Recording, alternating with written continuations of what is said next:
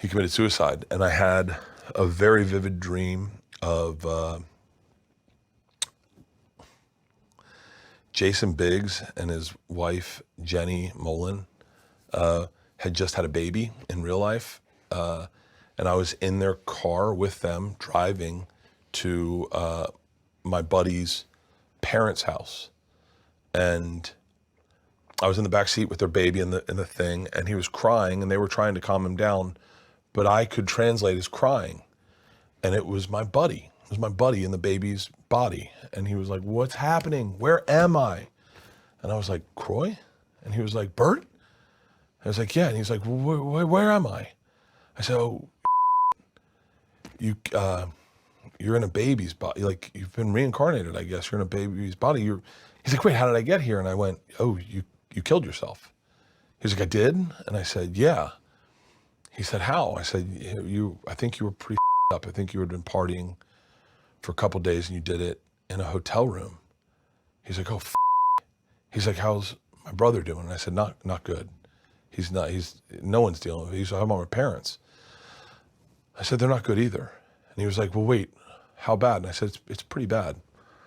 I said, "We're going to their house to have dinner right now." And he's like, "For real?" And I said, "Yeah." And so we went in, and Croy's parents are awesome. And Joycey, his mom's like, she doesn't care about celebrity, but she thinks it's cool. And like, the fact that you're doing big things, it's not lost on her. And I was sitting, and Croy's dad's a big personality, and he was just holding court. But the whole time Croy is in the bassinet or whatever, and he's like, "I want to talk to my mom." And the baby's crying, but only I can understand him. And he's like, "Bert, let me talk to my mom." And Joycey's going, "Tell that baby to calm down." And he's crying. He's like, "Mom, it's me. Please, please, Mom." And she's like, "Come here, give me this baby." And he starts saying, "I'm so sorry. I'm so sorry, Mom. I f***ed up. I f***ed up. I wish I was there. And I'm sorry I put you through this. Dad, I'm so sorry." And then Benny leans over and he's like talking to the baby. And Benny says, "It's okay, buddy.